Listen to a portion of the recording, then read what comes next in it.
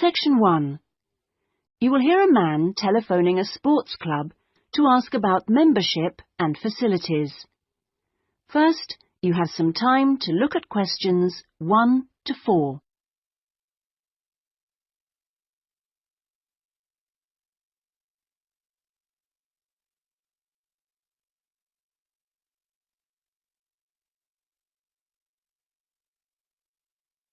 You will see that there is an example that has been done for you. On this occasion only, the conversation relating to this will be played first. Good morning. Sorry, it's gone 12. I'll start again. Good afternoon, Kingswell Sports Club. How can I help you? Oh, good afternoon. I was wondering if you could give me some information about membership and facilities. The name of the sports club is Kingswell, so Kingswell has been written in the space. Now we shall begin. You should answer the questions as you listen, because you will not hear the recording a second time. Listen carefully and answer questions 1 to 4. Good morning. Sorry, it's gone 12. I'll start again. Good afternoon, Kingswell Sports Club. How can I help you? Oh, good afternoon. I was wondering if you could give me some information about membership and facilities. Of course. What would you like to know? Do you have tennis courts, for example? No, I'm afraid we don't. We're primarily a golf club. What about football? I heard you had a team. No, I'm sorry. Perhaps you're thinking about Fresham Sports Centre. Oh, right. I know it. I played badminton there.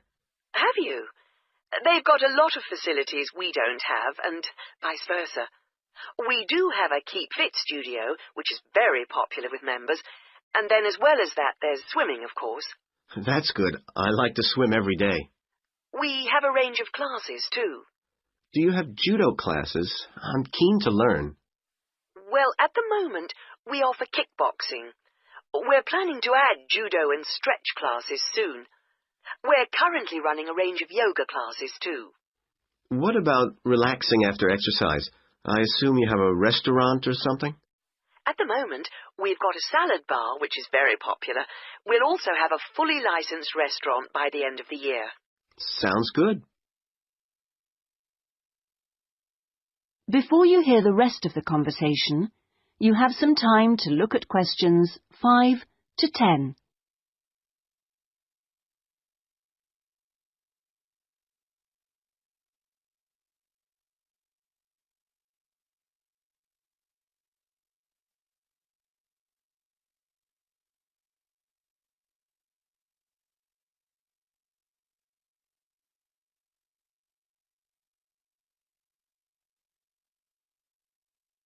Now listen and answer questions 5 to 10.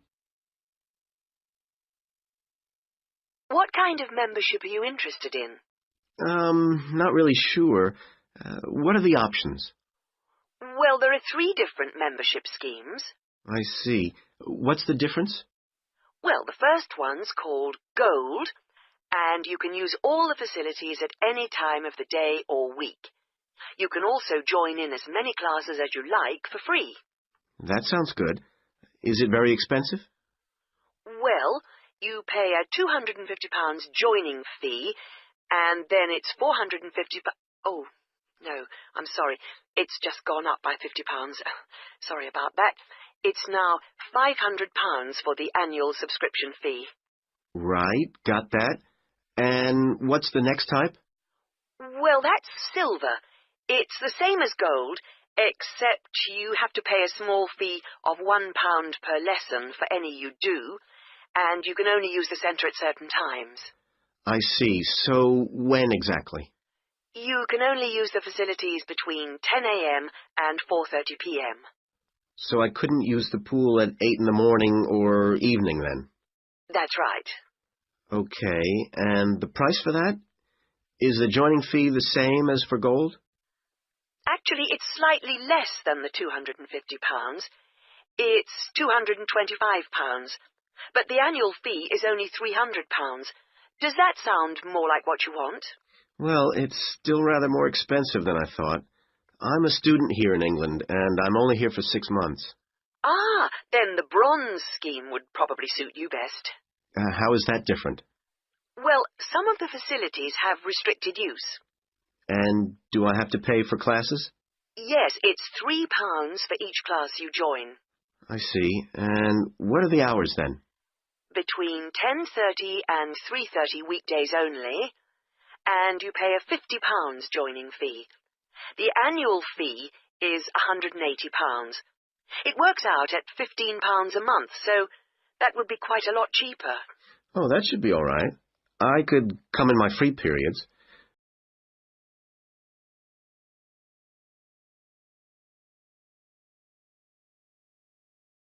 What do I have to do if I want to join?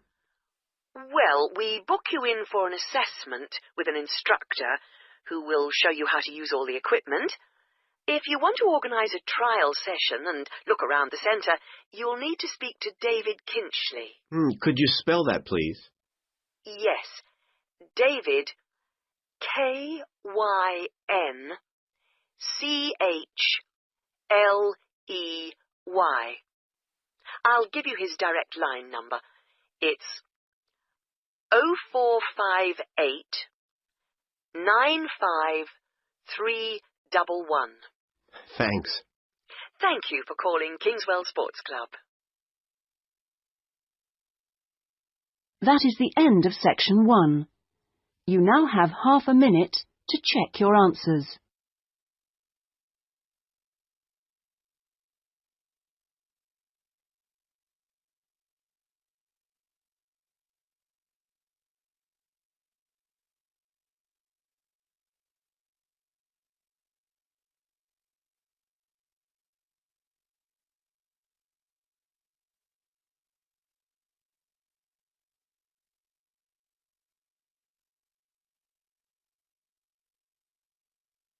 Now turn to section 2.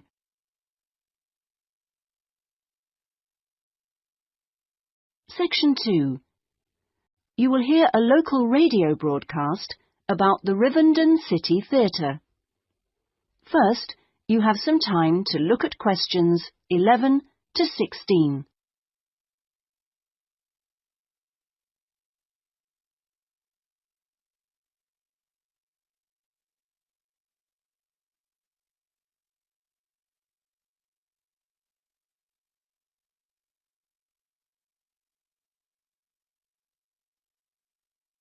Now listen carefully and answer questions 11 to 16. And here on Radio Rivendell, we have Lynn Rawley, the Public Relations Officer of our own Rivendell City Theatre. Hello, Lynn. Hello. Now, the theatre is reopening soon after its 3-year redevelopment program, isn't it? That's right, and there are a lot of improvements. The first thing people will see when they go in is that the foyer has been repainted in the original green and gold. Then the box office has been reoriented with its own access from the side of the building instead of through the foyer, which means it can be open longer hours and has more space too. The shop that used to be in the foyer, which sold books and CDs, is the one part of the redevelopment which isn't yet complete. The plan is to find new premises for it near the theatre, and we've had difficulty finding somewhere suitable. We hope to reopen the shop in the next few months. Will audiences find any difference in the auditorium? Yes, we've increased the legroom between the rows. This means that there are now fewer seats, but we're sure audiences will be much happier. And we've installed air conditioning so it won't get so hot and stuffy. We already had a few seats which were suitable for wheelchair users, and now there are twice as many, which we hope will meet demand. Something else that will benefit audiences is the new lifts. The two we used to have were very small and slow. They've now gone, and we've got much more efficient ones. Anything for the performers? Yes, we've made a number of improvements backstage. The small, dark dressing rooms we used to have been converted into 2 large, airy rooms, so they're much more comfortable now. And the state-of-the-art electronic sound and lighting systems have been installed. Before you hear the rest of the talk, You have some time to look at questions 17 to 20.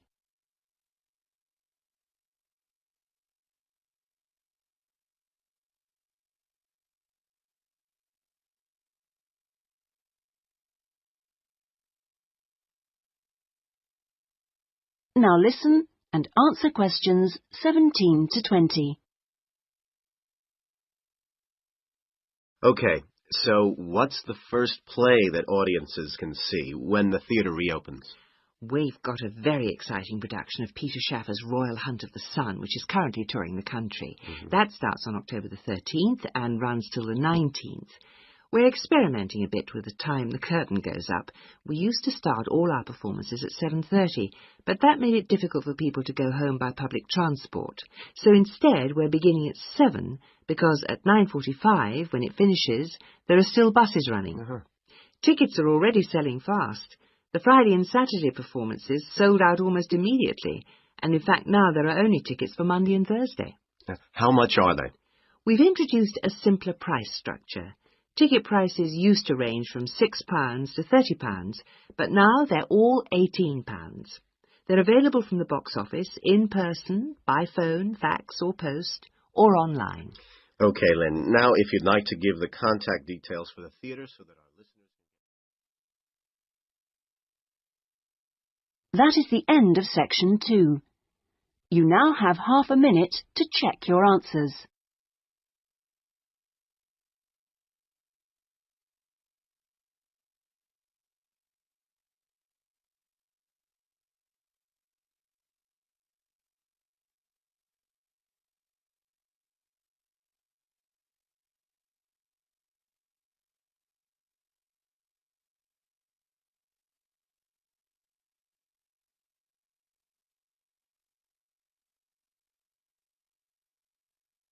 Now turn to section 3.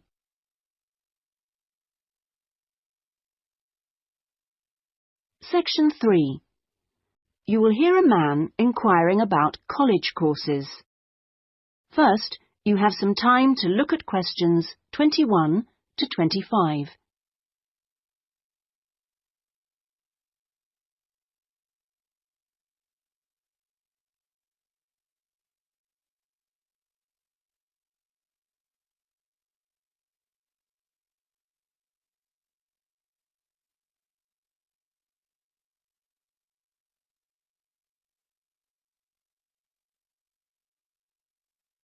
Now listen carefully and answer questions 21 to 25.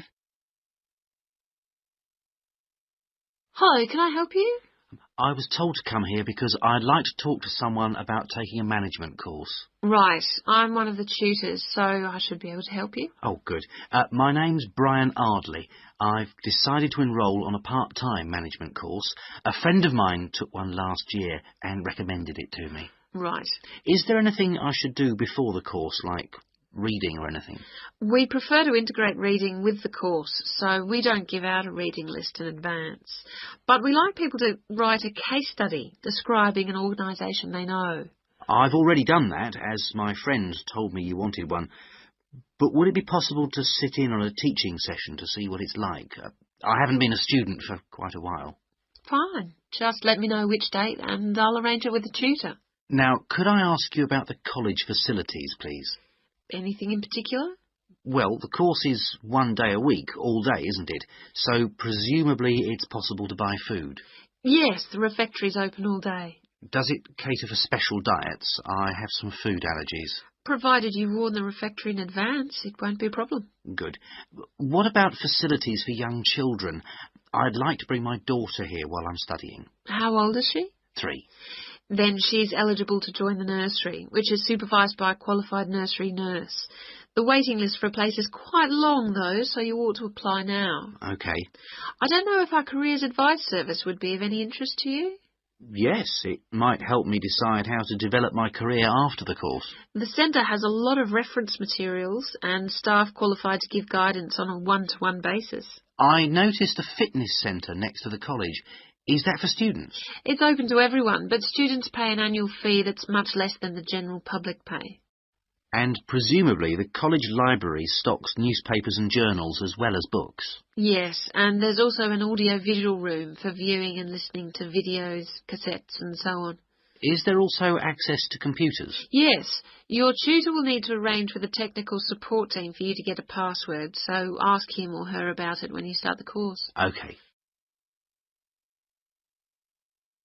Before you hear the rest of the conversation, you have some time to look at questions 26 to 30.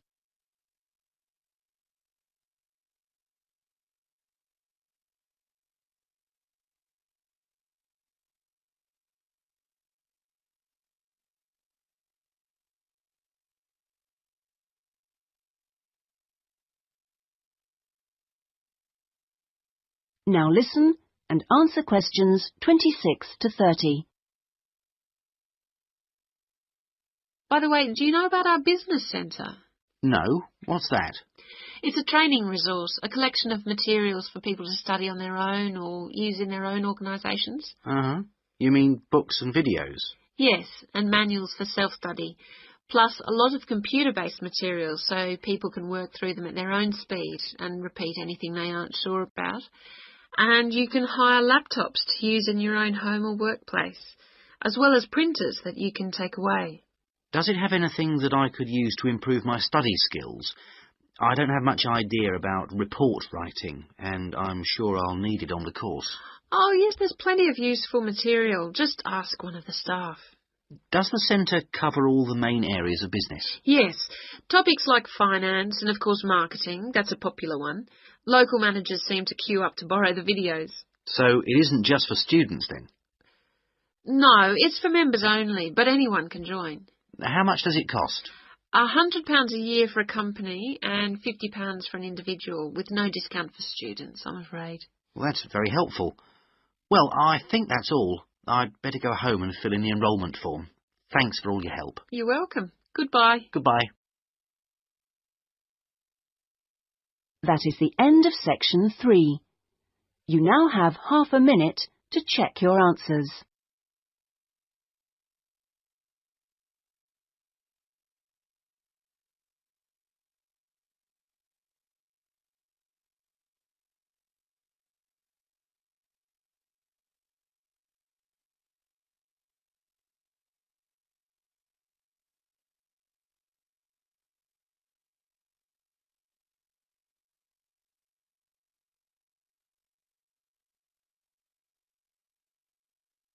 Now turn to section 4.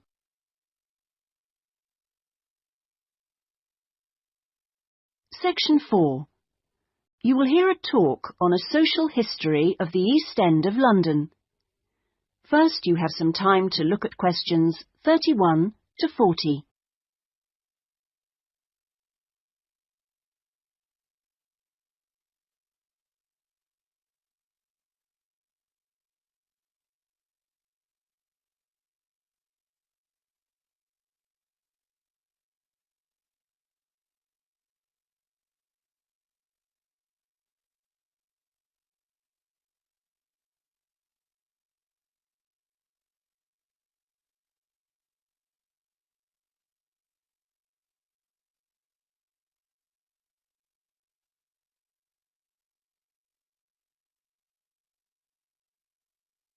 Now listen carefully and answer questions 31 to 40. In the last few weeks, we've been looking at various aspects of the social history of London, and this morning we're continuing with a look at life in the area called the East End. I'll start with a brief history of the district and then focus on life in the first half of the 20th century. Back in the 1st to the 4th centuries AD, when the Romans controlled England, London grew into a town of 45,000 people, and what's now the East End, the area by the River Thames and along the road heading north-east from London to the coast, consisted of farmland with crops and livestock, which helped to feed that population.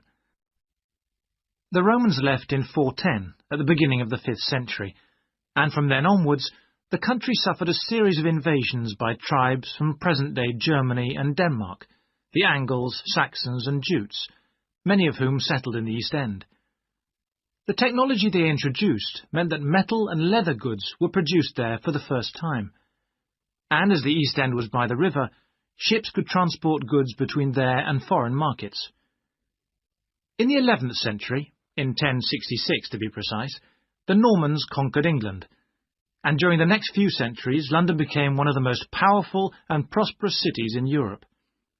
The East End benefited from this, and because there were fewer restrictions there than in the city itself, plenty of newcomers settled there from abroad, bringing their skills as workers, merchants or moneylenders during the next few hundred years. In the 16th century, the first dock was dug, where ships were constructed, eventually making the East End the focus of massive international trade. And in the late 16th century, when much of the rest of England was suffering economically, a lot of agricultural workers came to the East End to look for alternative work. In the 17th century, the East End was still a series of separate, semi-rural settlements. There was a shortage of accommodation, so marshland was drained and built on to house the large numbers of people now living there. By the 19th century, London was the busiest port in the world, and this became the main source of employment in the East End. Those who could afford to live in more pleasant surroundings moved out, and the area became one where the vast majority of people lived in extreme poverty and suffered from appalling sanitary conditions.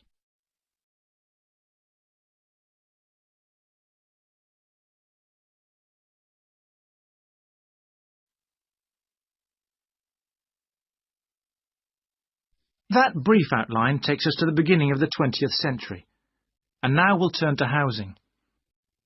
At the beginning of the century, living conditions for the majority of working people in East London were very basic indeed. Houses were crowded closely together and usually very badly built because there was no regulation. But the poor and needy were attracted by the possibility of work, and they had to be housed. It was the availability rather than the condition of the housing that was the major concern for tenants and landlords alike. Few houses had electricity at this time, so other sources of power were used, like coal for the fires which heated perhaps just one room. Of course, the smoke from these contributed a great deal to the air pollution for which London used to be famous. A tiny, damp, unhealthy house like this might well be occupied by 2 full families, possibly including several children, grandparents, aunts and uncles. Now, before I go on to health implications of this way of life, I'll say something about food and nutrition. That is the end of section 4. You now have half a minute to check your answers.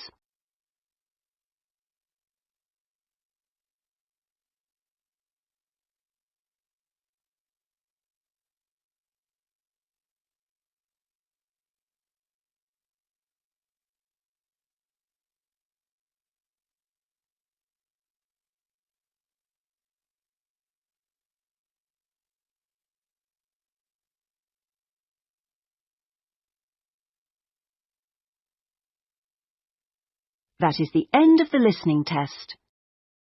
In the IELTS test, you would now have 10 minutes to transfer your answers to the listening answer sheet.